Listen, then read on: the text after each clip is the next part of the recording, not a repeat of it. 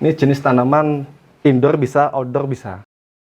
Arsitek itu harus suka blusukan supaya kita tanaman itu bisa menjadi pelentur ya. Iya. Pelentur dari Kekakuan kekakuan sebuah bangunan.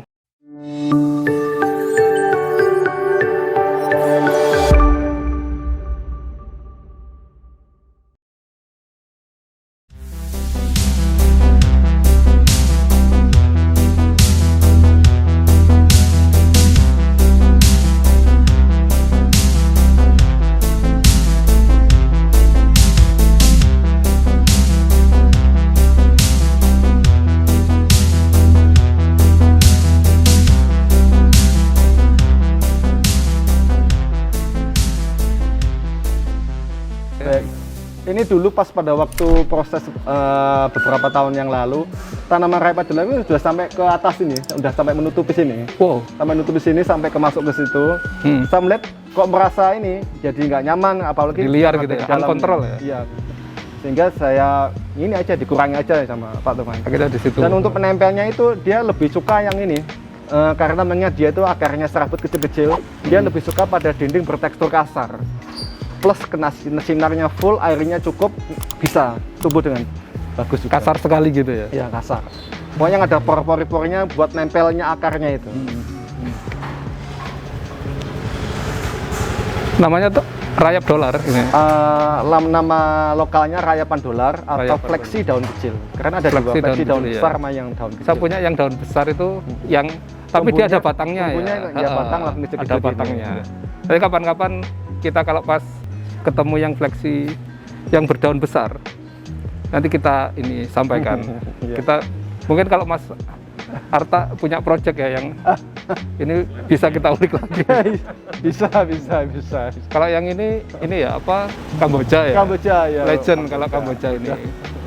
Dari zaman saya sekolah dulu, iya. Sukanya kasih Kamboja. Iya. Kamboja itu ada putih, ada bunga putih, ada bunga merah marun, ada bunga kuning, ada bunga pink. Ya.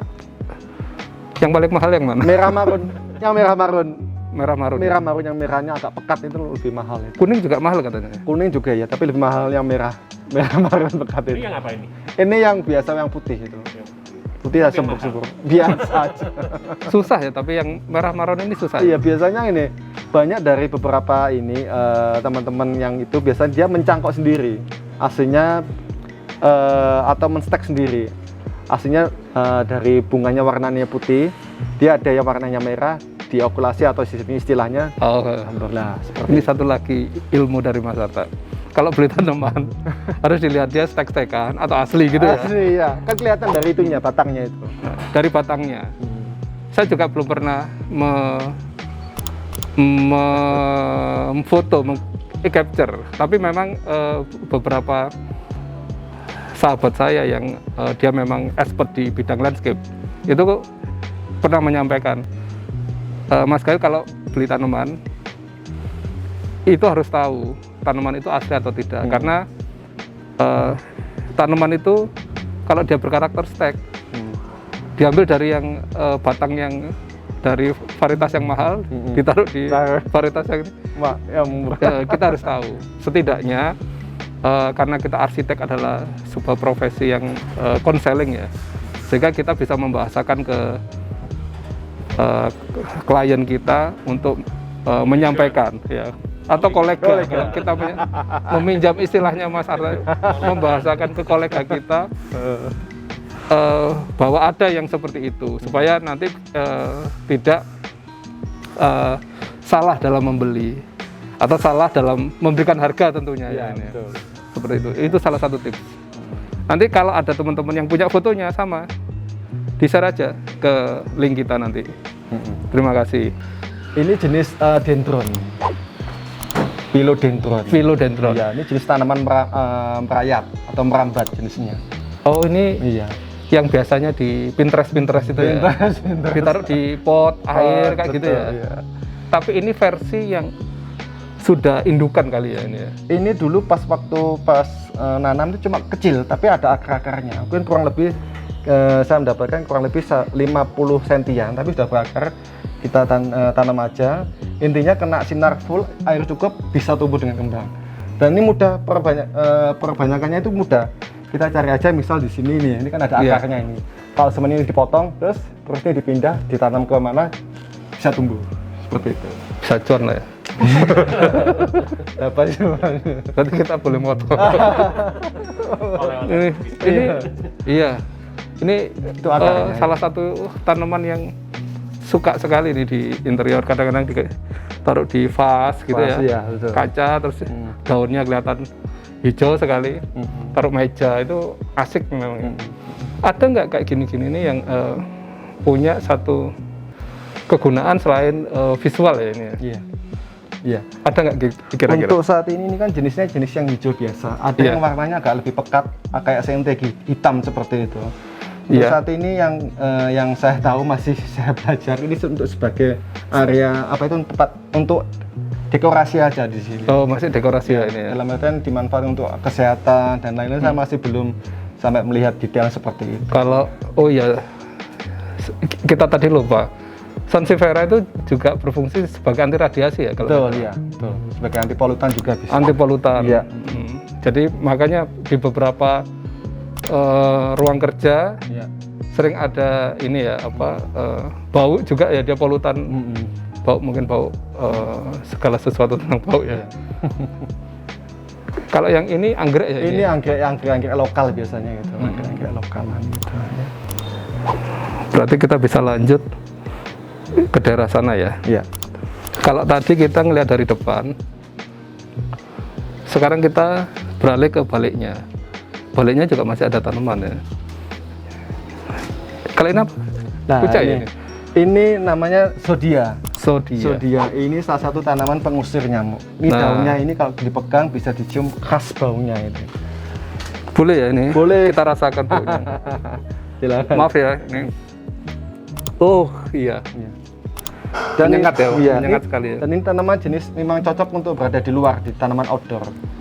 Atau bisa juga ini, selain ini bisa juga yang jenis pohon atau tanaman kalistemon atau kayu putih yang ada bunganya merah-merah, daunnya putih. Itu dipegang, itu juga ada bau seperti bau kayu putih.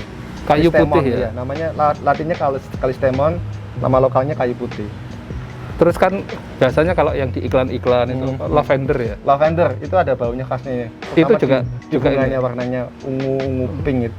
Tapi ada katanya lavender itu sudah kalau yang dijual-jual itu sudah persilangan sehingga khasiatnya habis. Itu apa benar ya kayak gitu itu? Kalau itu saya masih belum sampai ke teliti sejauh itu saya. Tapi ya memang lavender itu ya ini. Iya betul, kalau lavender memang iya untuk musir nyamuk yang ada nggak kira-kira komposisinya kalau ruangan kayak gini ya? Ini butuh tanaman tadi apa namanya? Lupa saya. Sodia. Butuh tanaman sodia kira-kira berapa titik gitu ya? Sehingga artinya mengusirnya itu komposisinya tepat atau cuman satu aja cukup kok gitu. Iya. Dalam artian untuk pas posisi untuk ukurannya kita melihat dari luasannya dulu. Mungkin kurang lebih luasannya 3x3, mungkin cukup satu tanaman sodia. Dan insya Allah bisa untuk mengcover 3x3 ya. Iya, 3x3 bisa. Catat ya, 3x3 tadi ada kuisnya. 3x3 Bisa. Ya tentunya mungkin karena ini ya sifatnya pengalaman kan berarti Iya, ya. betul. Bisa jadi juga bisa lebih juga juga untuk efektivitas tentunya. Iya, betul. Tapi tanaman ini mudah didapatkan atau enggak? Mudah sekali. Mudah ya? Iya, ini tanaman ini kalau masih kecil daunnya bukan hijau pekat gini, warna hijaunya hijau muda. Apalagi kalau kena sinar full, sinar matahari full, hijaunya agak lebih muda gitu. Sodia ya. Sodia. Ini tadi yang dolar tadi ya? Iya, rayapan dolar seperti itu. Rayapan dolar. Oke. Baik. Ini rasanya sudah tuntas ya yang di sini ya, yang sudah kita kulik ya. Itu tadi sama juga. Ini. Ya. Berarti kita lanjut ke lantai 2. Iya, ada Oh ya, ternyata dia kalau dari dalam lebih hijau ya ini. Lebih hijau, hijaunya lebih muda. Jadi mungkin karakternya ketika dia kena sinar matahari yang cukup, itu lebih ini ya, karakter warnanya lebih muncul. Lebih muncul ya. Betul. Ini kita bisa lihat hijaunya itu lebih soft nih. lebih soft, Iya. betul, lebih soft. Terus ini cukup enak sekali ya tempatnya ya. Favorit untuk lubang cahaya dan lubang untuk udara. Baik, kita di sini bareng-bareng ya. Saya sama Ko Yosaf sama Mas Arta. Kita sudah berkeliling. Ada lagi nggak kira-kira yang selain di sini Iya. yang masih tersembunyi atau disembunyikan Ada disembunyikan. atau terlewatkan lah dari kita? Atau gini aja, kan tadi kita udah keliling semua kelas bangunan ini, dan ternyata memang peranan dari vegetasi yang Mas Arta letakkan di sini ternyata banyak. Nah, saya pengen tahu tipsnya buat teman-teman, gimana caranya kok bisa noto tanaman ini sedemikian rupa. Iya. Itu gimana caranya? Apakah harus sekolah dulu atau harus tanya ke siapa? Nah, itu kita pengen kita tahu juga. Gimana caranya mengkomposisikannya? Baik, iya. Mungkin cuma pengen berbagi share aja itu seputar tanaman, pemilihan tanaman di dalam rumah. Yang pertama mungkin yang harus diperhatikan dulu, mungkin kita harus lihat dulu desain rumah seperti apa. Misal kalau desainnya rumahnya kolonial, mau nggak mau kita harus memakai jenis tanaman yang mengikuti juga, seperti palem-paleman dan lain-lainnya. Oh, baik. Itu yang pertama. Style gitu Itu style ya. Yang kedua, kita harus tahu jenis karakteristik tanaman, karena tanaman itu ada yang suka sinar matahari full, ada yang naungan, dan ada yang tidak sama sekali kena sinar. Kita harus tahu jenis tanaman seperti apa. Yang ketiga, untuk menentukan posisinya kita harus tahu fungsinya tanaman. Misalnya untuk menutupi dinding yang nggak rata, mungkin kita bisa memakai kayak pendular. Atau pengen rumahnya itu bergaya tropis, kan biasanya tropis kan khasnya kan tanaman yang pohon yang rimbun. Kita bisa memakai pohon-pohon jenis yang tropis seperti kamboja atau dan lain-lainnya. Kalau bisa jangan memilih jenis tanaman atau pohon dadap merah. Memang secara visual itu bagus, ada bunganya merah marun, tetapi secara perakaran untuk kedepannya, perakarannya dadap merah itu horizontal dan besar-besar dan bisa merusak di sekelilingnya. Itu kalau seperti itu. Ini menarik. Menarik. Ada beberapa tanaman memang yang karakter akarnya itu sangat kuat sehingga cukup merisaukan ya. Iya, kita betul. bahas saja merisaukan untuk konstruksi perencanaan dalam bangunan yang kita rencanakan. Kira-kira tanaman apa aja ya yang secara garis besar itu yang tidak direkomendasikan. Kira-kira apa aja? Karena Jangan salah. Tidak direkomendasikan. Baik, ya.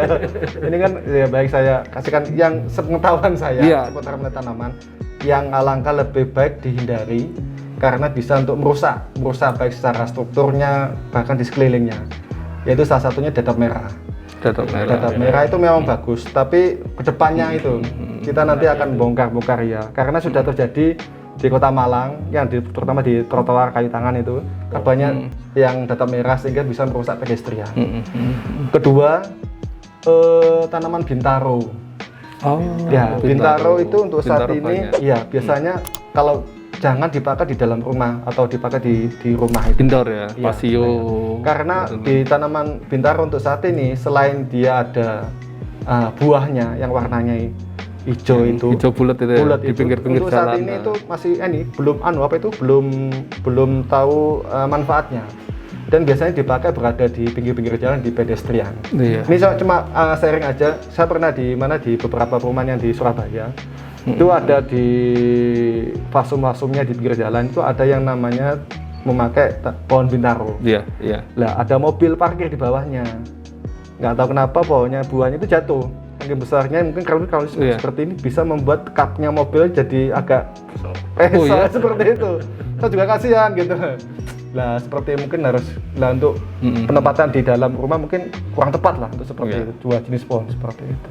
Tapi saya nggak tahu apakah itu mitos ya. Katanya bahwa pohon bintaro itu pengusir tikus. Pengusir tikus. Enggak ya? Untuk saat ini mungkin ini kalau nggak salah dari khas buahnya itu ada khas baunya sendiri kalau nggak salah itu. Itu mungkin saja bisa. Tapi perlu ini ya, harus ada perlu kita ini, kajian lebih lanjut. Kajian lebih lanjut. Mungkin kalau ada teman-teman yang sudah pernah ada penelitian tentang itu, boleh di-share di sini di hunian-hunian karena ilmunya bisa bermanfaat untuk banyak orang ya ini. Betul, ya. Oke.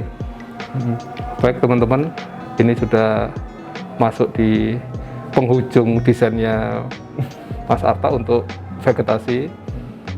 Terima kasih Mas Arta. Saya sama Goyosap sampai ketemu lagi di hunian-hunian selanjutnya. Yang selanjutnya. Terima kasih.